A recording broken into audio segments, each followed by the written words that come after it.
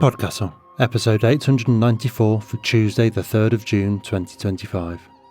The Summer of Lugubriosity by M.T. Lee. Read by A.J. Fitzwater and produced by Devin Martin. Rated PG-13.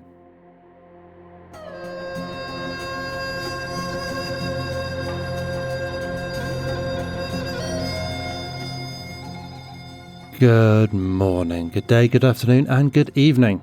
And welcome to PodCastle, the flying castle of fantasy fiction.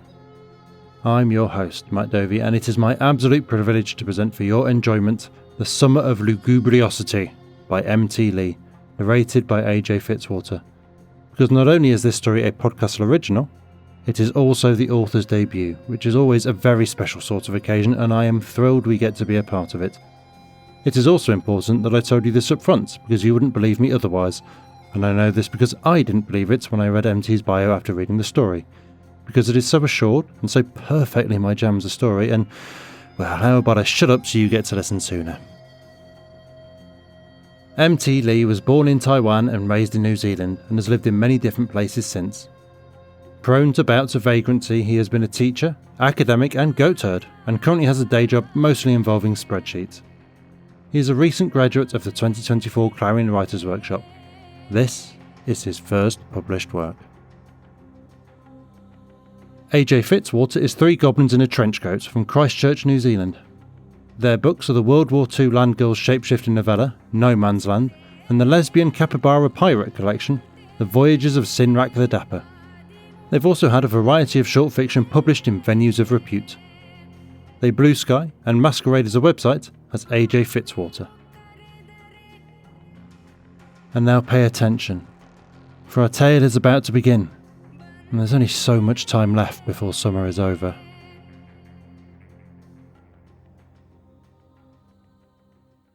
The Summer of Lugubriosity by M.T. Lee, narrated by A.J. Fitzwater. We did the ritual on a Wednesday.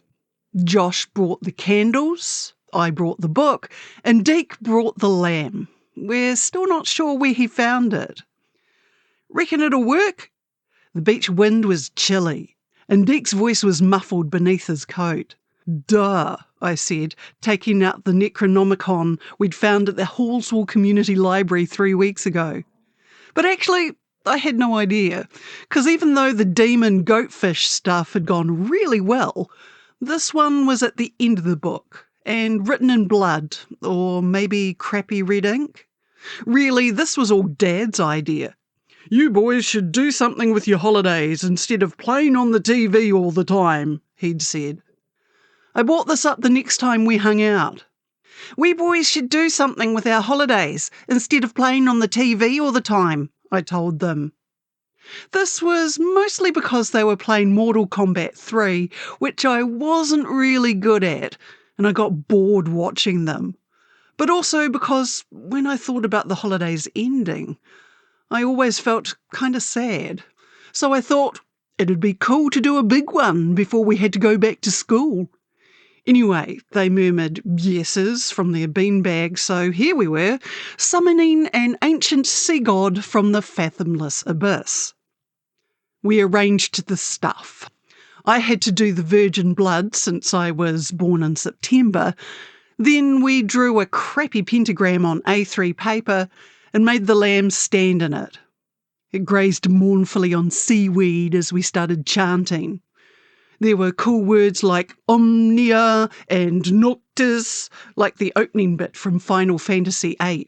But after a while we had to restart, because we forgot to pull our hoodies down to look evil. We went on for half an hour. It got colder. The waters rose, the moon shone, the lamb tried to eat the tome. No ancient sea gods emerged. Maybe it's the candles, I suggested. Where the fuck does it say it can't be lavender scented? Josh said testily. Come on, guys, this is lame. Let's go home. Dick paused. Where's the sheep? We turned to look at the lamb, who was gone. We circled around calling lamb and bah and other things until we saw a trail in the sand that led all the way to the edge of the sea. The bubbles frothed red. Then a wet femur flew out and bounced 1, 2, 3 times on the sand. In the distance, a great wave was forming beneath the blood-red moon.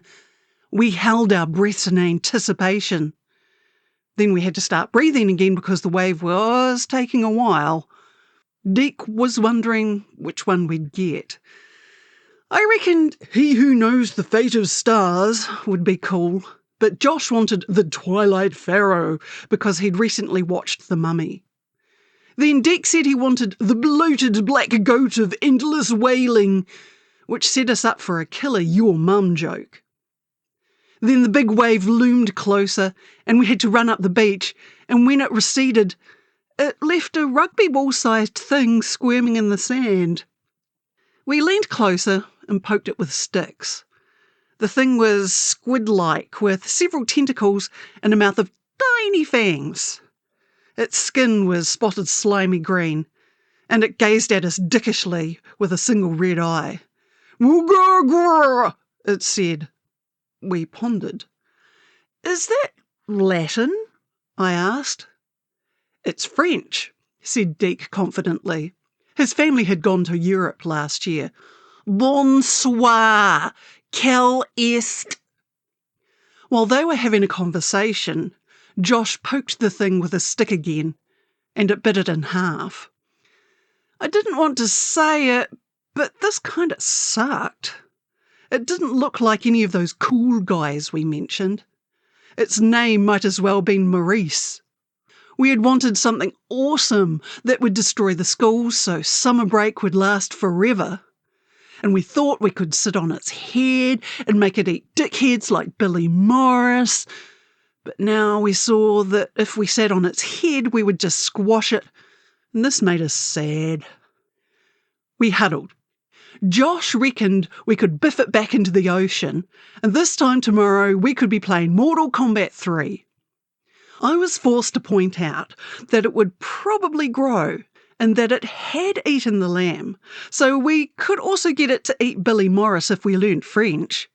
Eventually we agreed to not biff it back in the ocean, but also that I had to take it home because I did not have pets or siblings, and they did not want theirs to be eaten, which I guessed was fair, so we rolled it inside a plastic bag that smelled of puke and biked home with it in my basket. It bumped around and swore in French before settling down, and when I got home, I tucked it with some towels in a cardboard box under my bed. The next day, I woke up late. Mum and Dad were at work, and I biked down to the park with Maurice in the basket. Deke wanted to know if I'd been driven mad by secret knowledge, and I told him I was just the regular kind of mad because it ate 3 spoons over breakfast. He looked disappointed. I wasn't sure how to feel about that. Then maybe to show off his knowledge of sea god things, he asked me if I was feeling more lugubrious than usual. And then Josh said that I looked a bit lugubrious, so I had to agree that maybe I did feel a little more lugubrious than usual because it sounded cool, even though I wasn't sure what it meant. It was a nice sunny day. The swimming pool was still closed because of the demon goatfish infestation, so we got fish and chips from Mr. Wu Sing and ate it on the swings. We let the sea god out to play on the grass, and it sort of crawled around and tried to eat birds. Sometimes we'd toss it a chip, and it would snatch it up with a tentacle, which was cool, made us feel better about our decisions. We talked about how school was starting in a few days, and how maybe we could do a sleepover tonight and get games and popcorn from the Blockbusters. Then Deke told us that once his brother snuck in the curtainy adult bit and told him about the hot and dirty stuff he saw there. Josh nodded knowingly, so I nodded too, also knowingly, and thought secretly about how cool it would be to do hot and dirty stuff when I was older. We were discussing boobs and related things when I heard the bike bells ring, and my stomach fell to my butt. There was Billy Morris riding up like a black knight and behind him rode Morgan Jones and Craig McNeil like regular knights. "Hey, look, it's the losers," yelled Billy Morris. "What are you losers up to? Losing?" The bike tyres screeched to a halt. Billy spat menacingly. He wore scruffy jeans with holes in them and a mean-looking chain looped around his belt. They surrounded us. "Hey, Josh, can I have a chip, bro?" said Morgan, all friendly. But then he slapped the pack so chips went flying everywhere. One hit me on the nose. "Leave us alone," said Deke. "Leave us alone," copied Craig McNeil in a shrill, girly voice. "You're such a loser. Loser. Loser." "And look, they've got a dumb little dog with them," said Billy, pointing to the creature described in the Necronomicon as hailing from the thrice-damned eldritch realm of forgotten stars. Craig McNeil threw a rock at it. "Grrr!" it said angrily as the rock bounced off its head. "What a dumb sound," said Morgan Jones. "Yeah," said Billy Morris. "Sounds like French." I wasn't about to let them have this one. "It does not," I said, turning to avoid Deke's look of shock. "Hey, Billy," said Craig McNeil, "I bet if you kicked it, you could clear that rugby post." "Yeah, I bet I could," said Billy, angling himself. "Say goodbye to your stupid dog, losers." Smirking, Billy raised his leg into the air. The single eye glowed blood red. Dozens of tentacles shot out and grabbed Billy's other leg. There was a horrible chomping noise. Morgan and Craig ran screaming towards their bikes, but the tentacles tied around their ankles and arms and dragged them into the gaping maw. Blood and bone and metal bike bits rained all over us like the roof spike fatality in Mortal Kombat 3. Then, when the screaming was over, the sea god spat out a bone, closed its eye, and fell into a deep slumber. We huddled. We agreed that this was pretty wicked, and that Josh was wrong for wanting to biff it back into the ocean, and that for this I would get the first pick of video games at the Blockbusters. But as we got less excited, we remembered that probably Billy, Morgan and Craig had families who might be upset and call the cops, or possibly even the principal, and then we'd be really getting it from our mums. We started kicking the ground miserably, and I felt extra miserable because this was kind of my idea, and Billy Morris might have been a dick, but being eaten seemed like it would suck. And then Deke mentioned quietly that Morgan Jones had actually lent a Metroid on the Game Boy once, and then we all felt really bad. "We have to biff it back into the ocean," Josh said again. He was kind of like that sometimes. But then we looked at the bloodstains around its mouth and thought maybe that wouldn't be a great idea because it was a pretty far bike ride, and what if it decided to eat us on the way too? But we couldn't just leave it there because then it'd start eating random people, and we couldn't lose the park as well after losing the swimming pool. But then I saw the chip that had hit my nose. "I have an idea," I said. Mr. Wu Sing looked at us suspiciously when we came into the fish and chip shop. "Why are you covered in blood?" We had forgotten about that. "It's orange juice," I said. His eyes narrowed. "It's red. It's cranberry flavoured. Anyway, we would like some squid rings, please." "Told you earlier, no squid rings." "I know." I put the sleeping sea god on the counter. "We bought our own." In the end, it took some convincing because it turned out that Mr. Wu Sing was deeply versed in eldritch lore. And he informed us that Maurice was actually the thrice-scorned eater of blackened souls and knower of things unknown. And though its mortal will could not be contained in this earthly form, Mr. Wu Sing wanted his business untarnished with the sin of god-slaying, especially with inland revenue already breathing down his back. But then we found $7.50 between us, and he caved. As he salted the sea god and sharpened his cleaver, Maurice opened its one red eye and gazed at us, less dickishly this time. And for a moment I felt really bad. But then the cleaver came down and thumped off all its tentacles, which we ate outside on the bench without saying anything. Later, as we bazookaed each other in Worms Armageddon, I thought about how weird that had been. Not the taste. That had actually been quite good with some tomato sauce. But after eating it, I felt very strange in my brain.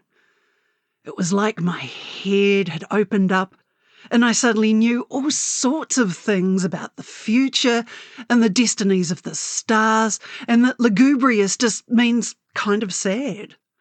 I even knew all about the videos that they had in the hot and dirty section, and I understood why I always felt sad at the end of the summer holidays, and why I thought we had to do something instead of playing on the TV all the time. But then these thoughts went away, and I was just me with my normal thoughts again. I looked at the others, and I thought maybe they felt the same, but didn't want to say anything, because it would have sounded lame. When I got home the next morning, Dad was reading the papers and Mum was fussing over the kitchen counter. "Hey kid, what'd you get up to? Had fun?" "Yeah, it was cool." "Do you know where all our spoons went?" Mum said. I shrugged. Dad gave me a strange look. "You all right?" "Yeah, I just feel kind of lugubrious." Now Mum gave me a strange look. "That's a big word." "Well, he's a big kid now, aren't you?" "I don't know."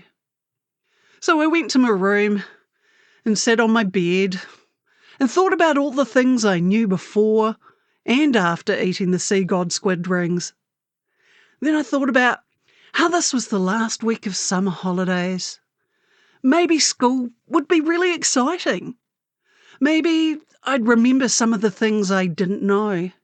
Then, if not, maybe uni would teach me those things about boobs and the destinies of stars. But maybe it'd take me longer than that. And somehow this knowing, not knowing, made me scared. But then I thought, I'm a big kid now. Not because I summon sea gods or use big words, but because I made something out of my holidays instead of playing on the TV all the time. So maybe it's actually okay. Because probably big kids felt like this all the time, this knowing, not knowing. And they just kept doing stuff anyway. And probably they hadn't even eaten magic squid rings or known things that they weren't yet meant to know. This thought was nice. I fell asleep in the breeze and dreamt of distant stars.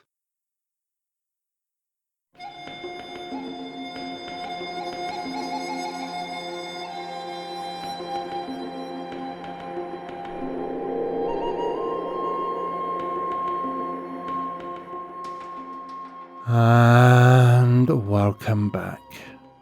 That was The Summer of Lugubriosity by M.T. Lee. And if you enjoyed that, then he set up a website specially for you fine folk to be able to keep track of what else he does from here on out. So trundle yourself on over to emptylee.com. That's empty as in not full. EMPTYLEE.com. MT sent us these notes on his story too. This story was originally written as an exercise from Le Guin's Steering the Craft, about writing only in sentences of 7 words or less, which somehow lent its way to laconic Kiwi-styled humour. This was later edited for flow, but you can see some remnants of it in the opening paragraph. Originally, the story ended at the fish and chip shop, but when I sat down and revised it a couple of years later, I was pleasantly surprised to see it grow into something more poignant. The setting draws very specifically on my experiences growing up in Christchurch, New Zealand, and in the late 90s, biking around with my friends and being stupid together, and I'm quite happy it ended up as my first published piece. I hope you enjoyed it. Thanks, MT, for the story and that background. It is a rare delight, and a compelling one, to read something with such a specific sense of place and time as this has, even as it also deals in non-Euclidean places from outside this plane and time beyond measure or knowing. but it is also about being an awkward adolescent who knows hardly anything but cannot ever, due to a terror beyond anything mere cosmic horror can induce, actually admit to that. About needing, desperately, to feel like an adult in control, and about needing, desperately, to hang on to the last shreds of summer break and, whisper it, childhood. Contrary to the rumours, I did only grow up once, and that was as an awkward adolescent in a seaside town in the late 90s. So despite being set in the actual antipode of my hometown, this felt uncannily familiar and written almost specifically to appeal to me, someone who has also had a Lovecraft piss take run on PodCastle. I may be biased then, but I think growing up at the seaside, with all the wide dunes to adventure on, building fires and hanging out and thinking we were pulling one over on the shops when they actually sold us cider, even though, in hindsight, they absolutely knew, they just didn't care. Then wandering back into town and getting chips from Epton's down Chip Pan Alley. The chip shops were for tourists, locals knew Epton's was best. Before killing an hour or two playing House of the Dead 2 in the Pier Arcade. There's no finer place for the small misadventures of youth than the seaside, I promise. And, as if all the specifics of an adolescent's 25 years and 11,000 miles away weren't also uncanny enough, there's that central fear too. Not the unknowable horrors, because whatever, you know. When you're 13 you can't imagine life ever ending, mortality's just a rumour. But the knowing not knowing, the not being sure even as everyone around you seems so sure. And worse, the not knowing when you will know. And that unsettles me more than anything, because, you know, I still don't know a lot of this. I don't know what I want to do with my life. I don't know how to be the person I ought to be. I don't know how I can do the things it feels like I need to do in a world so unjust and miserable that I might be able to help with. And I don't know how to work any of this out or when I will.